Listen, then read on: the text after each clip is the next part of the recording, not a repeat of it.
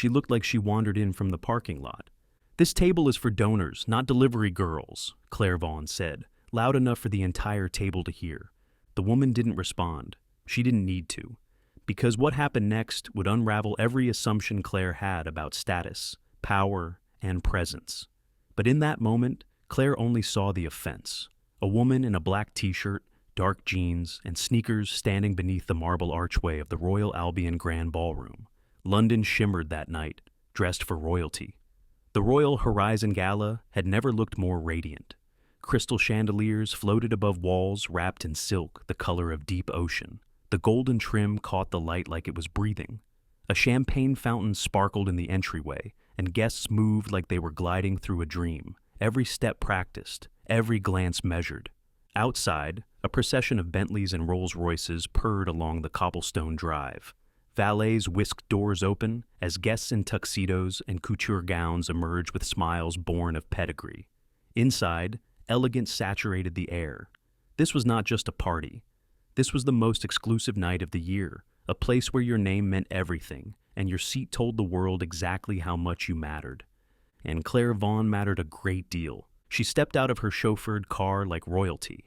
Her silver gown clung with grace, sparkling beneath her pearl-lined cape. Her blonde hair had been sculpted into a sleek updo that barely moved, even as photographers called her name. She gave them the smile she had practiced since she was 16, controlled, beautiful, measured. Inside, she was already scanning, not for friends, not even for enemies, for leverage. Who sat where? Who bid first? Who looked nervous? That was when she noticed the woman. Standing ahead of the check-in desk was someone who didn't fit. She had shoulder-length dark hair tucked behind her ears. No jewelry, no dress, no shoes worth naming, just a plain black t-shirt, simple jeans, and clean sneakers. Her posture was relaxed, almost still, and she waited quietly without checking her phone or glancing around for approval. Claire's heels clicked sharply on the marble as she approached the desk. She did not stop. "Is there a side entrance for deliveries?" she asked the young staffer, smiling sweetly. The staffer blinked. "I'm sorry?" Claire nodded toward the woman. "She's clearly not here for the event." Before he could respond, the woman stepped forward and placed a card against the scanner. A small chime sounded. "Valid, approved, priority access," the scanner read. "Thank you," the woman said softly and stepped beyond the rope. Claire's smile faltered for the first time that evening. "Excuse me," she said in a quieter, firmer tone. "Who is that?" "She's on the royal guest list," the staffer replied, a little too casually. Claire said nothing. She turned and walked into the ballroom, her cape trailing behind her like the curtain at the end of an unwanted scene. The interior was bathed in golden light, the orchestra swelling as guests were ushered to their tables. Claire floated toward the front. Table 1, the place where the most powerful guests sat. The donors who didn't need to bid because they had already built the building or saved the cause. But as she neared, she stopped short. Seated beside her name card, sipping water from a crystal glass, was the same woman, the one in the t-shirt, the one who didn't belong. She looked up and gave Claire a polite nod. Claire didn't move. For the first time in years, she felt unsure. Table 1 glittered. Crystal and silverware had been arranged to perfection. A centerpiece of rare white orchids caught the light just so. Claire's name was written in gold leaf on her place card, and beside it, the word guest. No name, just a placeholder. She stepped forward and took her seat slowly, like stepping into a pool she wasn't sure was heated. "I didn't realize they allowed seating staff at the main table now," Claire said with a smile that did not reach her eyes. The woman glanced over, calm, neutral. "I was invited." "Oh, I'm sure you were," Claire replied. "I just didn't expect the dress code to bend this much." The woman said nothing. She didn't look embarrassed. She didn't explain. She simply turned back to the wine menu.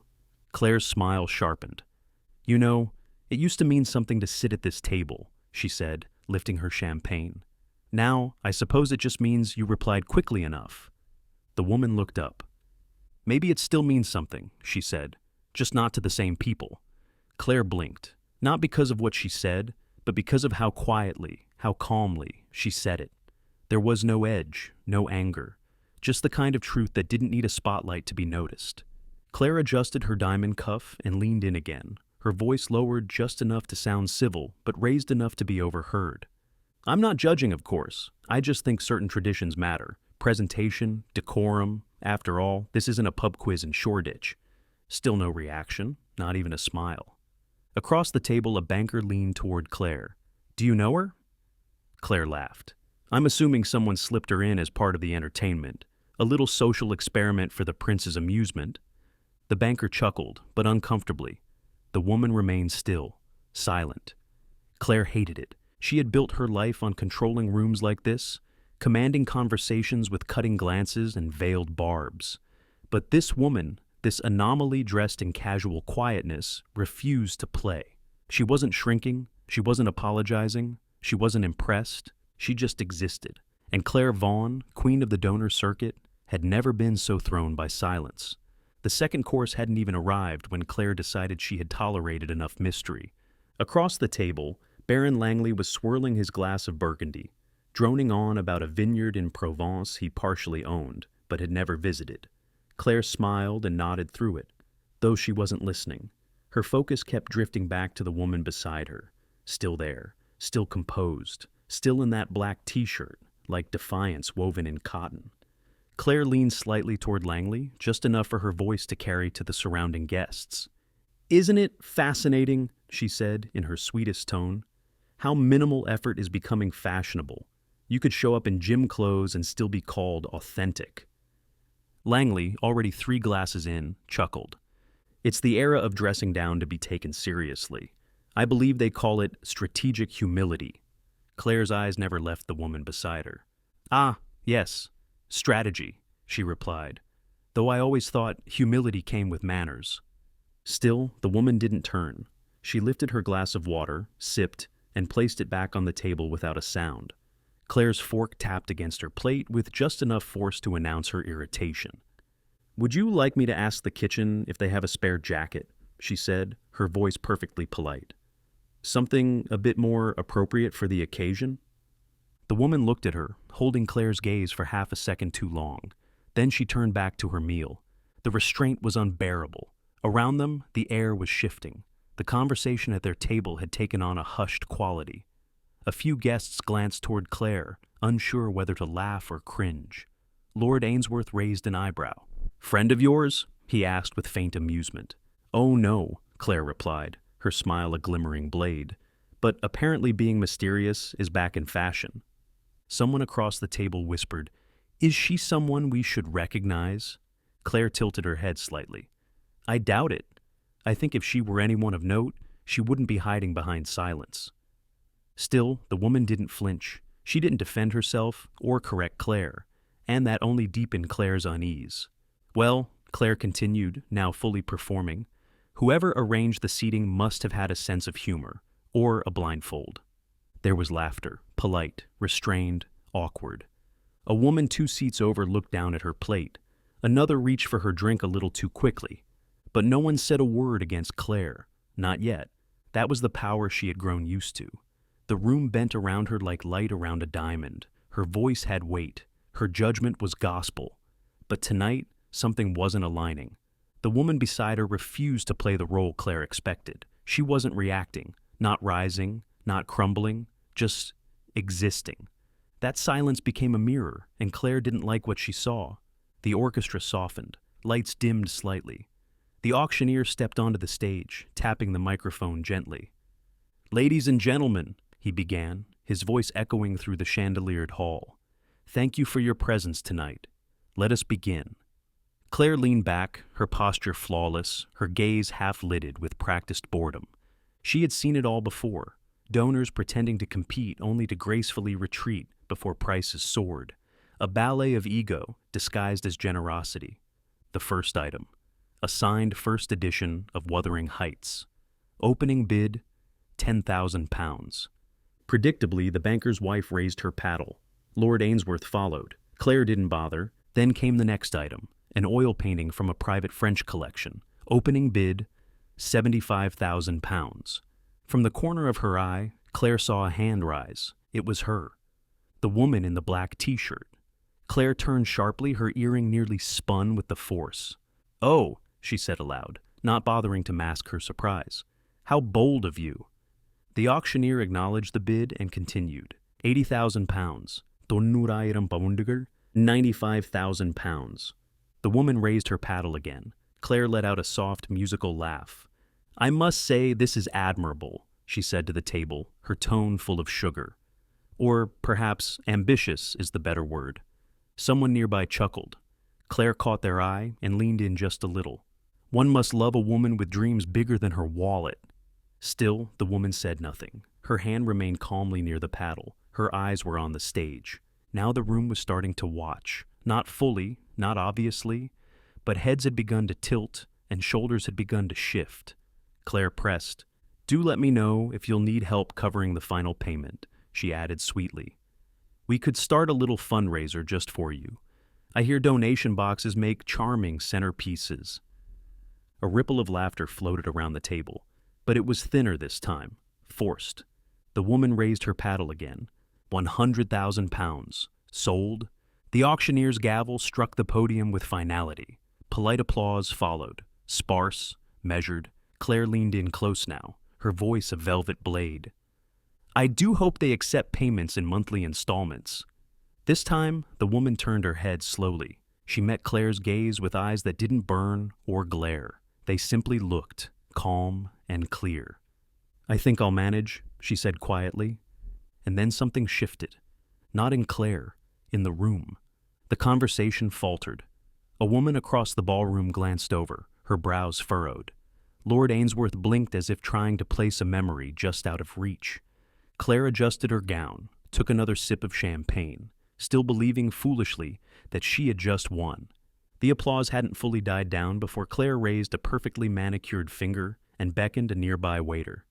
Be a dear and ask the event coordinator to stop by, she said, with her trademark velvet-covered steel. There may have been a seating error. The waiter nodded politely and disappeared into the glittering crowd. Beside her, the woman in the black t-shirt was folding her bidding card with deliberate precision. Claire noticed she wasn't slipping it into a handbag. She had no handbag, no clutch, no designer label, just that infuriating simplicity. Claire turned toward her with the air of an old friend giving advice. Don't misunderstand me, she said sweetly. I admire your confidence, but surely you understand how this appears. The woman raised one eyebrow. Like what? Claire smiled wider, like someone wandered into a Monet with muddy boots. A pause, cold and weighty. The woman didn't reply. She didn't need to. Across the table, someone cleared their throat. Another guest looked down at their plate. Lord Ainsworth shifted in his chair. Claire noticed, but she dismissed it. They weren't disagreeing. They were just uncomfortable, and that was different. The coordinator arrived, young, nervous, overdressed. Claire greeted him with a practiced warmth, honed through years of manipulating weak minds at charity boards and legacy trust meetings. Darling, she began, voice dipped in honey, there may have been a small oversight. This woman here doesn't seem to have a proper place card. I wanted to make sure she hasn't been mistakenly seated. The coordinator blinked and checked his clipboard. His fingers moved too quickly, a detail Claire didn't miss. Ma'am, I'm afraid I can't disclose guest arrangements, he said with a swallow. But she's exactly where she's meant to be. Claire's lips twitched, not quite a smile, not quite defeat. Of course, forgive me, she said with porcelain delicacy. The coordinator bowed slightly and walked away.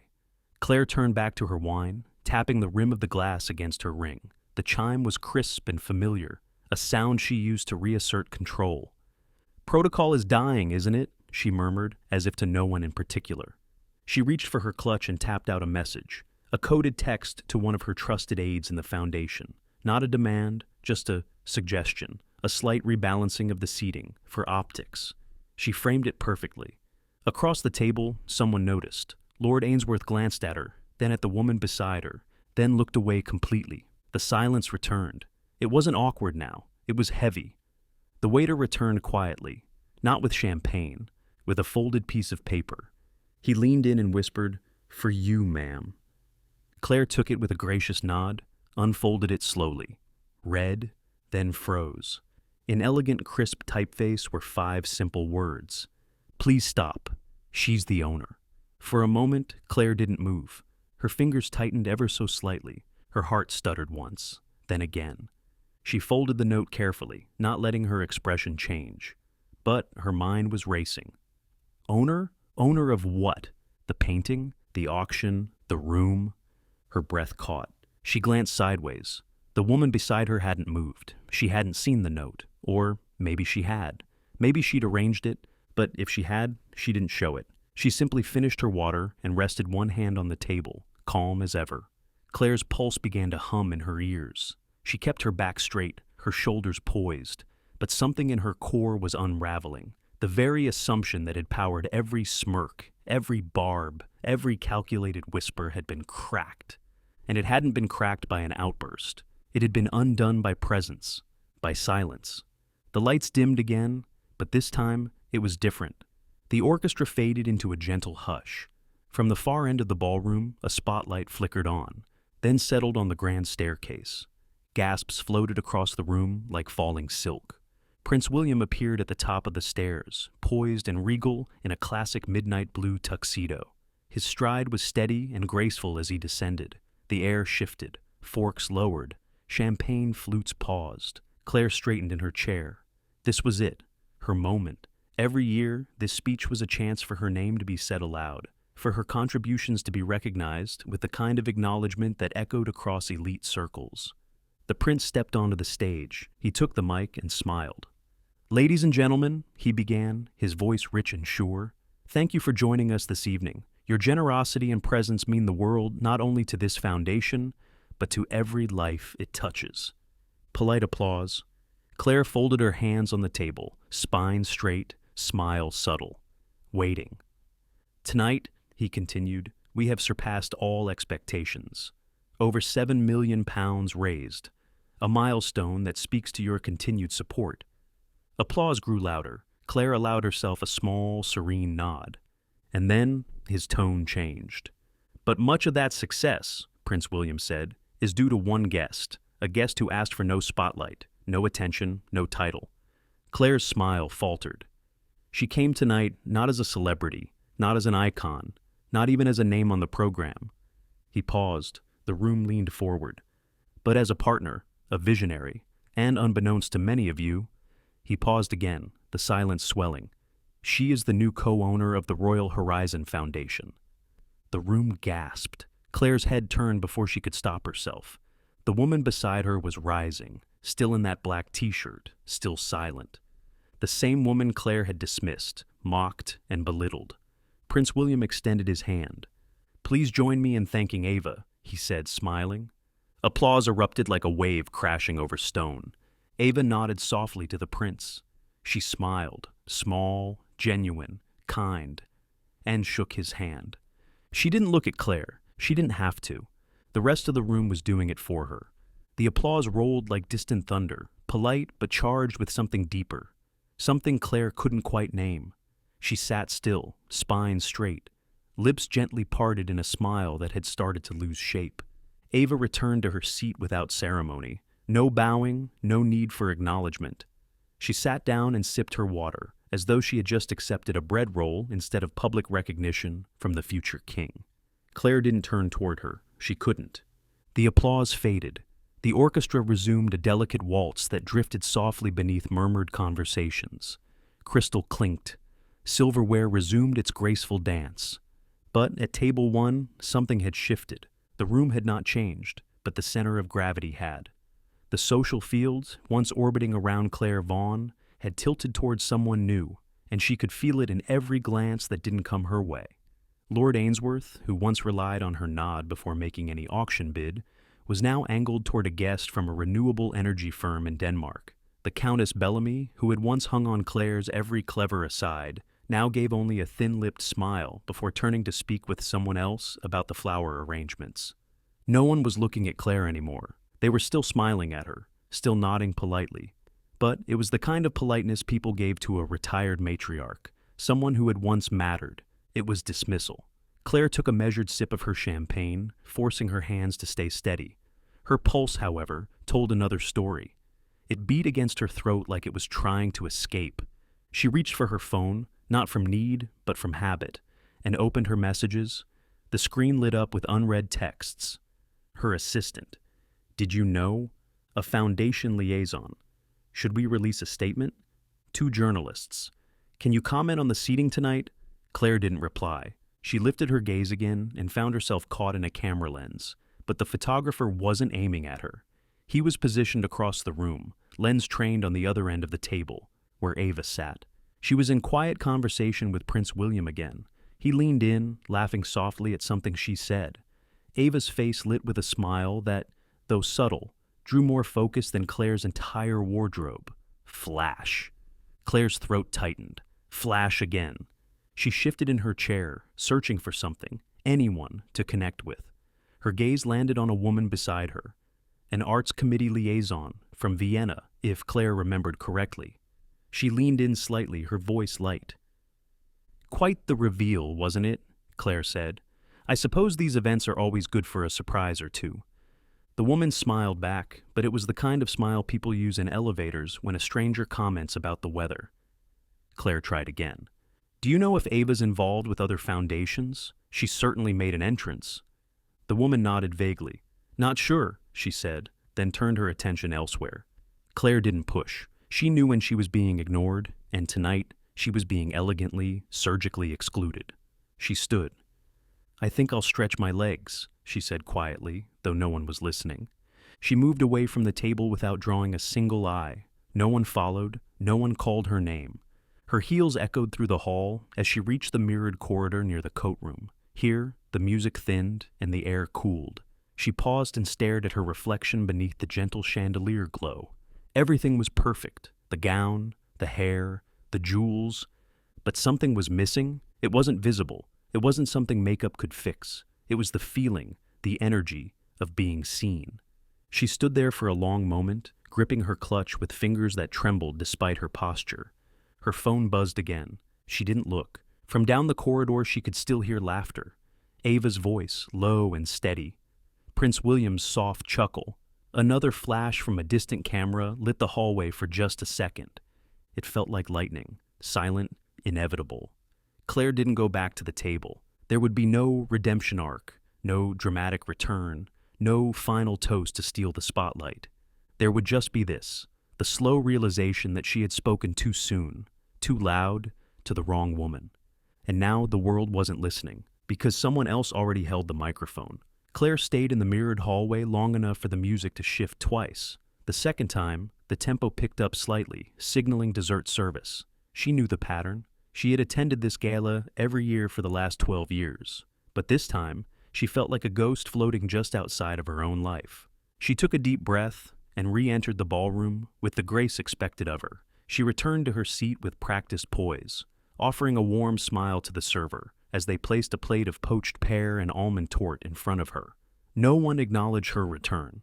Ava, still beside her, sat calmly sipping an espresso, now speaking quietly with the Swiss banker who had once taken all his cues from Claire. The banker laughed softly at something Ava said, and Claire could see the shift in him, the interest, the alignment. It was subtle, but undeniable. Claire picked up her fork. Her hand was steady now, her face composed, but something inside her had gone quiet in a way she didn't recognize. Not anger, not shame, something else. She looked at Ava again. No makeup, no embellishments, just that quiet certainty, that strength without the performance. The more Claire watched, the more she realized that Ava's presence wasn't born from wealth, or status, or even strategy. It came from something Claire had spent a lifetime trying to fake: security. True, unshakable internal security. Claire had been raised to believe that power lived in attention, that you were only as influential as the number of eyes in the room focused on you. But Ava, sitting in a plain black t-shirt at the most prestigious table in Britain, had taught her something entirely different. Power doesn't beg to be seen. It chooses when to reveal itself, and when it does not need applause. Claire's phone buzzed again. She glanced at it. A message from her assistant. Should I begin damage control? She stared at the screen for a long time before finally replying. Number, let it go. She set the phone down and looked at Ava one more time. You handled that with grace, Claire said softly. Ava looked at her, no surprise in her eyes, just calm. Some things don't need to be defended, she replied. They reveal themselves in time. Claire nodded. There was no apology in her tone, but there was something close to respect. For the first time, her words weren't wrapped in silk. They were just words. "You made quite an impression," Claire added. Ava tilted her head slightly. "I didn't try to." And that was the final lesson. All Claire's life had been performance, every sentence rehearsed, every look calculated. But Ava, in her simplicity and stillness, had unseated her without ever lifting a finger. The orchestra played its final piece. The lights dimmed gently. Guests began to rise. Soft laughter and murmured goodbyes echoed through the room. The night was winding down. Claire stood slowly, gathering her clutch. Around her, chairs scraped back and hands reached for coats. Prince William moved through the room, offering farewells and thanks. He stopped briefly to speak with Ava again. They shook hands, smiled. He placed a hand lightly on her shoulder before moving on. A photographer moved to capture the moment. Flash. Ava didn't flinch. Claire watched it all. She didn't speak. She didn't try to reclaim anything. She simply watched. And then she turned, walked toward the exit, and stepped once again into the London night. The air was cool and clean. Her car waited at the curb. As the driver opened the door, Claire paused for a moment and glanced back at the ballroom. Not a single camera followed her. Not a single guest turned to wave. And yet, for the first time in a long time, she wasn't performing. She simply got into the car and let the door close behind her. As the city lights blurred past the tinted window, Claire leaned her head back and closed her eyes. The silence in the car felt heavier tonight, but also clearer, cleaner. Somewhere behind her, the gala was ending. Ava would finish her coffee. Prince William would return to Kensington. The ballroom would be reset by dawn. And Claire Vaughan, she would begin again. Not as the center of the room, not as the queen of the donor circuit, but as a woman who had finally learned that real power doesn't shout. It whispers, and only those who matter hear it.